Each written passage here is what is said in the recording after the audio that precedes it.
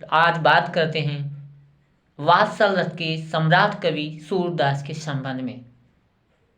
इनके संबंध में एक उक्ति प्रसिद्ध है, वो पहले सुने। सूर सूर तुलसी शशि उडगन के सवदास, अब के कवि खाद्योत सम जहाँ तहाँ करत प्रकाश।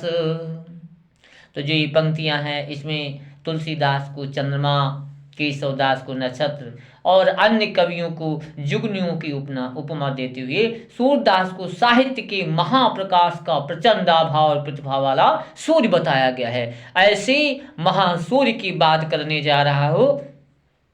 पहले इनके जीवन परिचय से संबंधित कुछ बात हो जाए। देखो, इनका जो जन्म था वो वैशाख शुक्ल पंचमी संवत 1525 को बल्लभगढ़ के निकट सिही गांव में हुआ था। उनके वंश और परिवार के संबंध में निश्चय पूर्वक कुछ नहीं कहा जा सकता, यानी पता नहीं है, स्पष्ट पता नहीं है। अब कुछ लोगों का मत है कि ये सारस्वत ब्राह्मण, कुछ लोग उन्हें चंद्रभट्ट का वंशज महाभट्ट मानते हैं और भविष्य पुराण के रचयिता ने भी उन्हें चंद्रभट्ट का ही वंशज माना है। कुछ विद्वानों का कथन है कि सूरदास का जब जन्म हुआ तब वो नेत्रहीन थे, यानी अंधे थे। और एक विद्वान का मत है कि वो कहते हैं कि जब सूरदास जी का जन्म हुआ तब इनके घर में आनंद नहीं मनाया गया, खुशियां नहीं मनाई गई। क्यों नहीं मनाई गई? क्योंकि इनके विषय में बताते हैं वो कि इनके परिवार में इनके जो पिताजी थे उनका जो व्यवसाय था वो था पुरोहिती का कर्म, यानी पंडिताई से, ग्राम जाच की इत्यादि से वो जीविका चलाते थे और गरीबी बहुत ज़्यादा थी।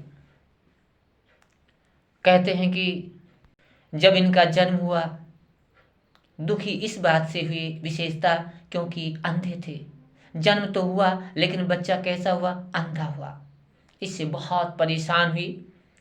और आगे की बड़ी अजीब घटना है, जरा सुनिएगा। बताते हैं कि वो पिताजी के द्वारा कुछ अधिक ही प्रताड़ित हुए। जब देखो तब सूरदास से कहते थे, जब से तुम्हारा जन्म हुआ है ना तब से परिवार में अमंगल ही अमंगल होता जा रहा है, अर्थात दुख ही दुख देखने को मिलता है। तो एक बार बताएं, इनके पिताजी जो थे वो पुरोहिती कर्म करके कुछ धन एकत्र किया था। वो पोटली में बांध करके उसको रख दिया। बड़ा खुश थे उस समय कि वाह, अच्छा धन मिल गया, कुछ समय के लिए मेरी जीविका का सहारा हो गया। लेकिन विधाता देखो क्या करता है। जो पोटली रखी थी, आजकल का समय नहीं है जो बढ़िया सा रखने का साधन है, पहले ऐसी व्यवस्थाएं नहीं थी, कच्चे मकान हुआ करते थे। बताते जब उन्होंने रख दिया तो संयोग ये हुआ कि एक चूहा जो था उनकी पोटली जो धन की थी ना, रुपयों की, पैसों की, उस पोटली को खींच करके वो छत पे ले गया और कच्ची मिट्टी के जो दीवारें होती थी उसी बिल में वो रख दिया। अगले दिन इनके पिताजी ने देखा कि वो पोटली गायब। अब तो और बहुत परेशान होने लगे। बाबा सूरदास जी किसे कहने लगे, अरे जब से तेरा जन्म हुआ है ना तब से दुख के सिवा और कुछ नहीं देखने को मिल रहा है। ऐसी बहुत हृदय को स्पर्श करने वाली बातें, मर्म स्पर्शी बातें उनको सुनने को मिली। लेकिन इन्होंने अपने ज्ञान रूपी चक्षुओं से क्या देखा कि एक चूहा आया, उस पोटली को छत पे ले जा रहा है और बिल में रख रहा है। पिताजी के द्वारा जब ये वचन सुने, यानी कि जब से तेरा जन्म हुआ है और तब से ये ऐसी ऐसी स्थितियाँ होती हैं, अर्थात दुख देखने को मिलता है, और वो पोटली आई थी पैसे की, कैसे भी कमाया था, वो भी जो है गायब हो गया। तो उन्होंने पिताजी से कहा कि यदि मैं उस पोटली को बता दूं तो इनके पिताजी ने कहा यदि बता देते हो तो आधा धन आपको दे दिया जाएगा। कहा नहीं नहीं, धन की आवश्यकता मुझे नहीं, बस केवल यदि मैं बता दूं तो मुझे जाने की आज्ञा दे देना, बस इतना। तो बाबा सूरदास जी ने कहा कि जाओ, छत के ऊपर जो बिल है, चूहे का बिल है, उस जगह पे आपकी पोटली है। तो इनकी बात मान ली और गए वहां, देखा कि वाकया बिल में वही पोटली मिल गई। बड़ा प्रसन्न हुई। जब सूरदास जी पिता से आज्ञा मान करके कि जब जाने लगे, तब पिताजी कहते नहीं नहीं, अब आपको नहीं जाना है। ऐसे देखिएगा कैसा संसार, कैसा स्वार्थी संसार है। लेकिन बताते हैं कि बाबा सूरदास जी फिर रुके नहीं थे, वहां से चल ही दिए थे। वहां से जा करके करीब 5-6 मील दूर जा करके वहां भगवान कृष्ण की भजन इत्यादि करने लगे। यहीं पर एक और बात बता दूं, कुछ लोग तो ये जो मैंने बात बताई, ये तो अंधे वाली बताई, कहा कि वो जन्मांध थे। तो भैया यदि जन्मांध थे तो भगवान कृष्ण के श्रृंगार का वर्णन कैसे कर दिया? भैया जिसकी आंखें नहीं होगी, जो देखेगा नहीं, वो श्रृंगार का वर्णन कैसे करेगा? तो कुछ विद्वान कहते ये जन्मांध नहीं थे, ये जन्मांध नहीं थे। इनकी आंखें तो पहले थी। कुछ तो कहते ये उद्धव का अवतार थे, इसलिए इन्होंने बहुत सब कुछ लिख दिया। अंधे थे लेकिन उद्धव का अवतार इनको बता दिया। लेकिन कुछ कहते जन्मांध नहीं थे। एक बार की बात है, ये बहुत तेज प्यासे थे। एक किंवदंती है, एक बार बहुत इनको प्यास लगी और एक गांव से गुजर रहे थे। तो कुछ महिलाएं कुएं के पास पानी भर रही थी और ये प्यास की इच्छा से, यानी प्यास तृप्त होने के कारण, यानी प्यास शांत करने के लिए वहां पहुंच गए और वहां की महिलाओं से पानी की इच्छा की, कामना की। और उनसे जब पानी पिया, उसी समय बताते हैं कि इनकी जो दृष्टि थी स्त्रियों के कुछ गुप्तांगों पे पड़ गई और वहीं से इन्होंने, बताते हैं कि इन्होंने सदा सदा के लिए आंखें बंद कर ली। कहा अब इस संसार की वस्तु कोई नहीं देखेंगे। लेकिन एक और हम आपको किंवदंती बताएं कि कहते हैं कि एक बार इनका जो परिवार था वो देश हित की सेवा में लगा रहता था। बड़ा परिवार था बताते हैं। तो जो दुष्ट लोग थे, यानी कि इनके जो शत्रु थे, इनके पिताजी, इनके यानी परिवार के जो शत्रु लोग थे, उन्होंने हमला बोल दिया। उस समय ये घर पर नहीं थे और उनके सारे परिवार को जो है विनष्ट कर दिया या भगा दिया, या क्या हुआ इसके विषय में कुछ पता स्पष्ट नहीं है। तो जब ये सूरदास जी जब वहाँ गए, यानी घर गए, तो वहाँ अपने परिवार को, किसी भी एक भी व्यक्ति को नहीं पाया। फिर ये ढूंढने लगे, जंगल जंगल, घर गांव, इधर उधर पता लगाने लगे। बताते हैं उस समय इनकी आंखें थी। बताते ये जाते जाते एक गर्त में गिर गए।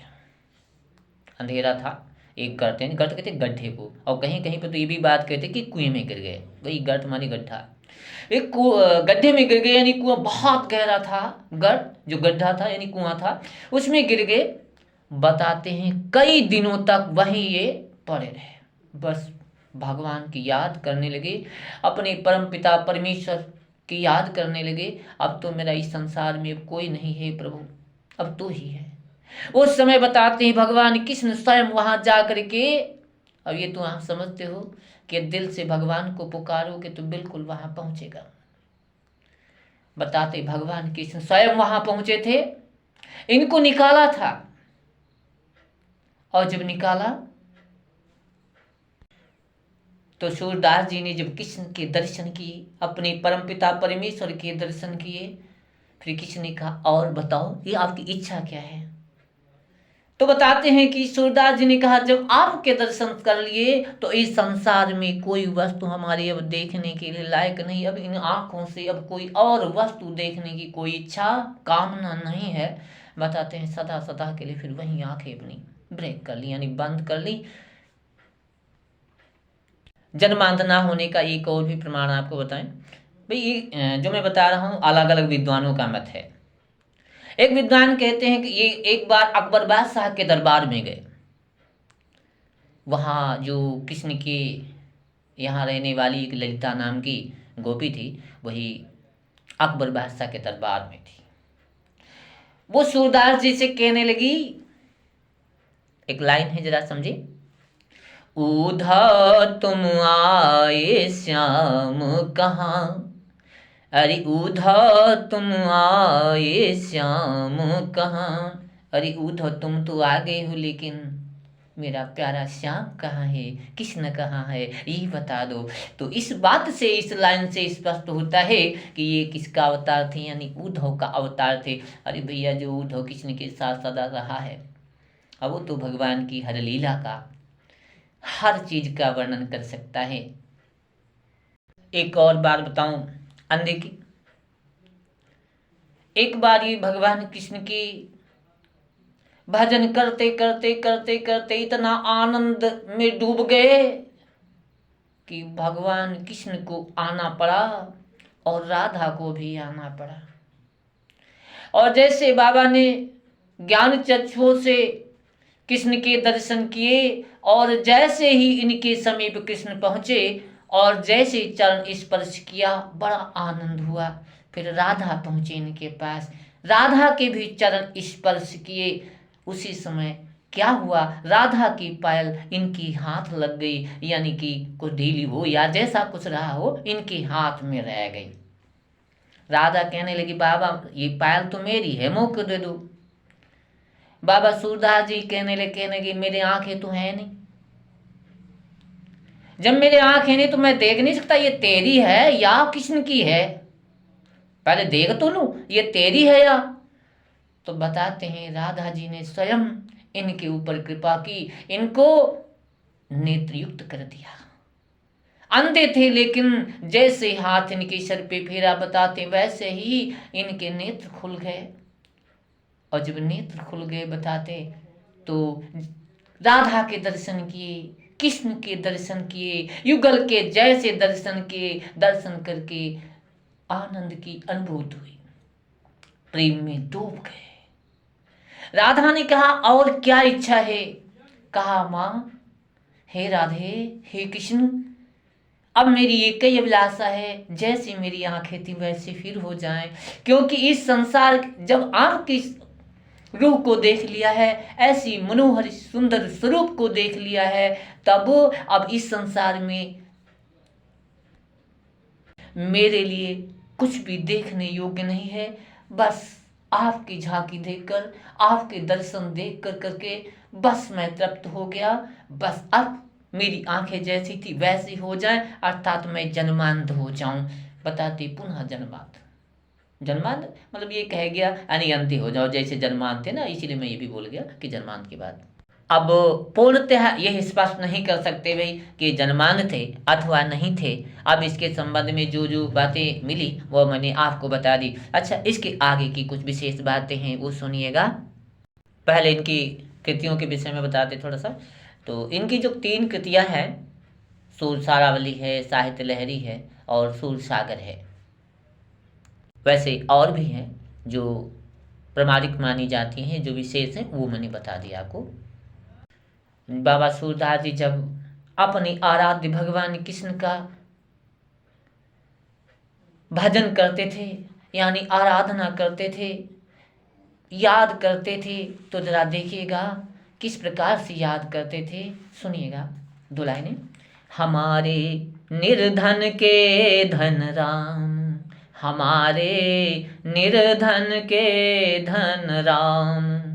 और सुनिएगा, चोरन लेत घटत नहीं कब हूँ, आवत गाढ़े काम, हमारे निर्धन के धन राम।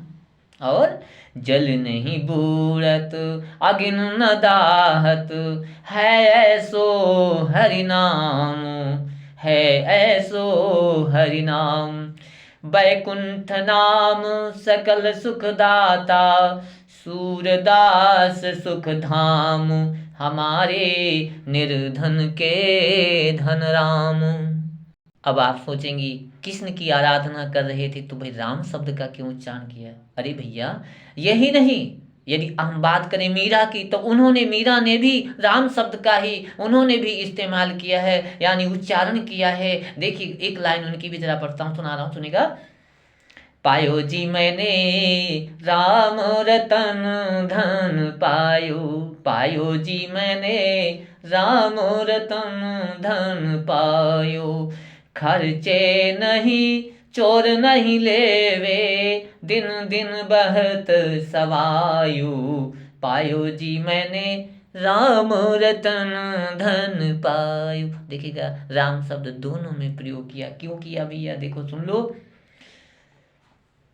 ये दोनों की बात करो ना, तो ये दोनों अनन्य भक्त थे, अपने आराध्य को राम कहकर संबोधित कर रहे। वैसे ये कथन भी प्रसिद्ध है कि निर्बल को बलराम, अर्थात राम कमजोरों की ताकत है, उनका भरोसा है। ये कथन यानी निर्धन के धन राम से अवश्य भावित साम्य रखता है। अतएव सूर्य सिर्फ आनंद की सिद्धावस्था या लोक रंजन के कवि नहीं है, लोक मंगल के क्षेत्र में भी उनकी पर्याप्त व्याप्ति है। इतना ही नहीं, भक्ति आंदोलन की मूल भावना देखिए क्या कहते हैं, जाति पाति पूछय नहीं कोई, हरि को भजय सुहरि का होई। जाति पाति पूछय नहीं कोई, हरि को भजय सुहरि का होई। भी सूरदास से मिलती है ना। सूर्य ने भक्ति के क्षेत्र में जाति पात के भेद को व्याप्त बताते हुए कृष्ण के उस आचरण को रेखांकित किया है जहां वे इस अवस्था की धज्जियां उड़ाते हैं। सूरदास जी क्या कहते हैं जरा सुनिए।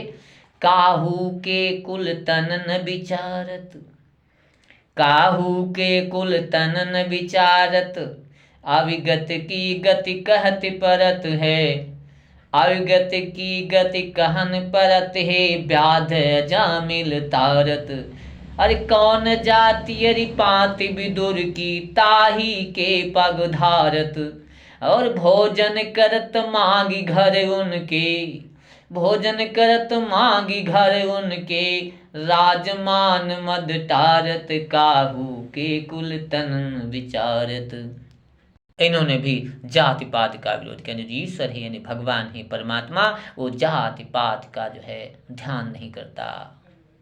यदि इनके विषय में और बताया जाए, यानी कि इन्होंने गुरु कैसे किया, यानी दीक्षा कैसे ली, इसके संबंध में कई लोगों की अलग अलग मत हैं, लेकिन इसमें हम थोड़ा संक्षेप में ही बात कर रहे हैं कि ये अपने पिता की अनुमति प्राप्त करके यमुना के तट पर गौ घाट पर रहते और विनय के पद गाया करते थे। अभी मैंने इससे पहले सुनाया कि यानी पिता से अनुमति लेकर के घर से चले गए थे, और बताते हैं कि जब घर से चले गए तो ये इन्होंने अन्य साधुओं संतों से सुना था कि वृंदावन में वल्लभाचार्य जी आए हुए हैं।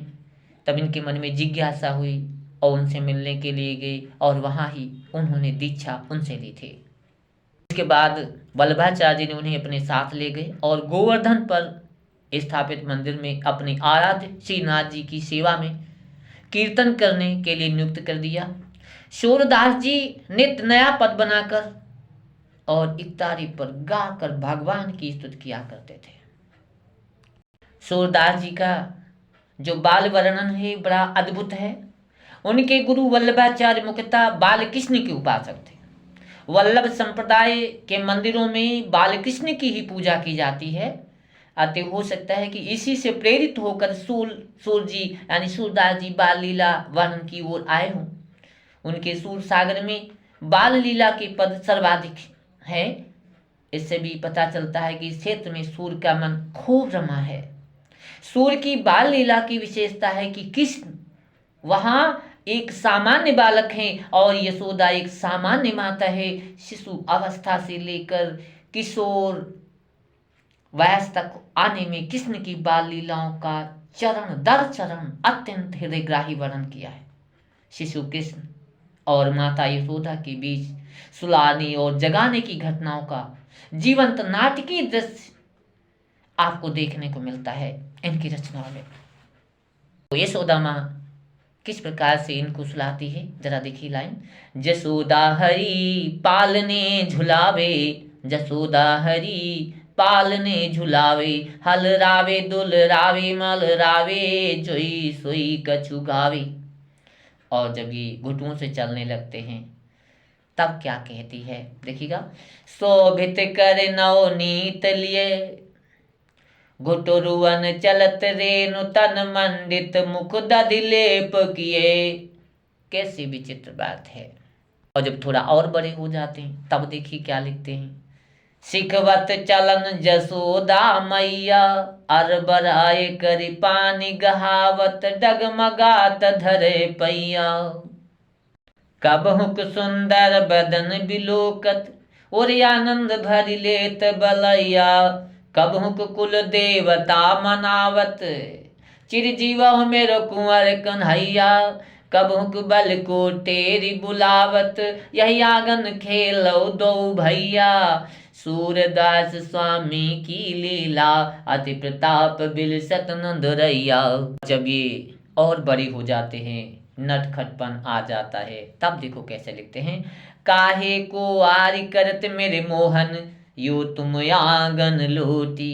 कैसी कैसी विचित्र बात है। और यही नहीं, कृष्णा बोलने लगे हैं। बोलने क्या लगे, माता पर जैसे अपनी जिज्ञासाओं की न्यौछावर करने लगे। नहीं, बौछार भी करने, उछार नहीं, बौछार करने लगी, एक से एक से एक से एक। ये अपनी इच्छा की बौछार करते थे। एक इच्छा नहीं थी, अनंत इच्छाएं थी, जिज्ञासाएं रखते थे ना, तब माँ इनकी इच्छाओं के सामने निरुत्तर हो जाती थी और बहुत फुसलाती थी, बहुत बहलाती थी। फिर भी माँ के सामने कोई रास्ता नहीं निकलता। एक बार कृष्ण माँ यशोदा से कहने लगे, मैया मैया कबई बढ़ेगी चोटी, किती बार मोहि दूध पियत भय, या आज हूँ है छोटी। काढ़त गुहत नहावत जई है, नागिन सी भुई लोटी। और काचो दूध पियावत पचपत, देतन माखन रोटी। मैया कबई बढ़ेगी चोटी, काचो दूध पियावत पचपच, देतन माखन रोटी। सूरदास चिर जेवो दो भैया, हरिहर धर की झूठी। मैया कबही बढ़ेगी चोटी। कैसा आनंदवर्धक है। और जब ये माखन चोरी करने लगते हैं ना, तो उस समय का भी बड़ा मनोहर वर्णन किया है इन्होंने। क्या है देखिएगा। कृष्ण अपनी माँ से कहने लगे, मैया मैंने माखन तो नहीं खाओ, ये किसी दूसरे ने जबरन मेरे मुख में लगा दिया है, मैं तो नहीं खाया। और क्या कहते जरा सुनिएगा। मैया मैं नहीं माखन खायो, मैया मैं नहीं माखन खायो, ख्याल परे ये सखा सब मिल मेरे मुख लपटायो। और देख तुहेसी के पर भाजन, ऊंचे धर लटकायो। मैया मैं नहीं माखन खायो। हाँ जो कहत ना नान्हे करी अपने में कैसे करी पायो। हाँ जो कहत नान्हे करी अपने में कैसे करी पायो। और मुख दधि पोची बोधी एक कीन्ही, दोनों पीठ दुरायो। और डारी साट मुस्काई जसोदा, श्याम ही कंठ लगायो। बाल विनोद मोद मन मोहो, भक्ति प्रताप दिखायो। सूरदास जसमति को या सुख, सियो बिरंच नहीं पायो। मैया मैं नहीं माखन खायो। कैसा विचित्र पद है। इसके बाद जब ये और बड़े हो गए तो देखिएगा आपस में कैसा प्रतिद्वंद होता है। नहीं, बच्चों में आपसी प्रतिद्वंदिता कैसी है। कृष्ण माँ यशोदा से बलराम की शिकायत करते हुए कहते हैं, क्या कहते हैं जरा सुनिएगा। मैया मोहे दाऊ बहुत खिझायो, मैया मोहे दाऊ बहुत खिझायो। मोसो कहत मोल को लीन हो, मोसो कहत मोल को लीन हो, तू जसुमती कब जायो। कहा करो ही ऋषि के मारे, खेलन हो नहीं जात। और क्या कहते हैं। पुनि पुनि कहत कौन है माता, पुनि पुनि कहत कौन है माता, को है तेरो तात। और कैसी विचित्र बात है, आगे देखें। कहते हैं गोरे नंद जसोदा गोरी तू कत श्यामल गात मैया मोहे दाऊ बहुत खिझायो। ऐसा कह कह करके बहुत परेशान करते हैं। और क्या है, चुटकी दे दे ग्वाल नचावत हंसत सबे मुस्कात, तू में ही को मारन सीखी दावी कबून खींचे, और मोहन मुखरिस की ये बातें जसमत सुन सुन रीझ है, सुनो कान बल भद्र चबाई जनमत ही को धूत, सूर श्याम मोहि गोधन की सौ हो माता तू पूत। और यही नहीं, जब थोड़ा और बड़े होते हैं तब राधा से कैसे भेंट होती है और कैसी जो है बात होती है, कैसे स्नेह प्रेम बढ़ता है, जरा सुनेगा। एक बार ये खेलने के लिए बाहर निकले, यानी यमुना के किनारे पहुंच गए। वहीं इनके सखा और भी खेल रहे थे। संयोग की बात है, खेलते खेलते राधा भी वहीं पहुंच गई। जब राधा वहां पहुंच गई, दोनों की पहली मुलाकात वहां हुई। जब पहली मुलाकात हुई तो जरा पहली मुलाकात देखिए कैसे कैसे बात होती है, और दोनों में सवाल जवाब होते हैं, परिचय होता है, और यही परिचय प्रगाढ़ प्रेम में बदल जाता है। जरा एक झांकी देखिए इनकी। बूझत श्यामो कौन तू गोरी, बूझत श्यामो कौन तू गोरी, कहाँ रहती काकी है बेटी, देखी नहीं कहूँ ब्रज खोरी। काहे कहाँ रहती काकी है बेटी, देखी नहीं कहो ब्रज खोरी, काहे को हम ब्रज तन आवत, खेलत रहती अपनी पौरी, सुनत रहती सवनन नंद ढोटा, करत फिरत माखन दरी चोरी, तुमरो कहा चोरी हम ले हैं। देखो कृष्ण क्या कहता है, तुमरो कहा चोरी हम ले हैं, खेलन चलो संग मिल जोरी, सूरदास प्रभु रसिक शिरोमणि बातन भुरई राधिका भोरी। कैसा विचित्र प्रसंग है। इस प्रकार से भगवान कृष्ण की हंसती खेलती लोक रंजक मूर्ति दिखाकर बहलाया यानी समाज को, और इस प्रकार आगे चलकर भगवान के लोक रक्षक स्वरूप की प्रतिष्ठा हेतु बड़ी ही अच्छी पृष्ठभूमि उपस्थित की। और इनका गोलोकवास लगभग संवत 1640 विक्रम 1583 ईस्वी के आसपास में गोसाई विठलनाथ के सामने गोवर्धन की तलहटी के पारसौली नामक ग्राम में हुआ। खंजन नयन रूप रस माते पद का गान करते उन्होंने अपने भौतिक शरीर को छोड़ा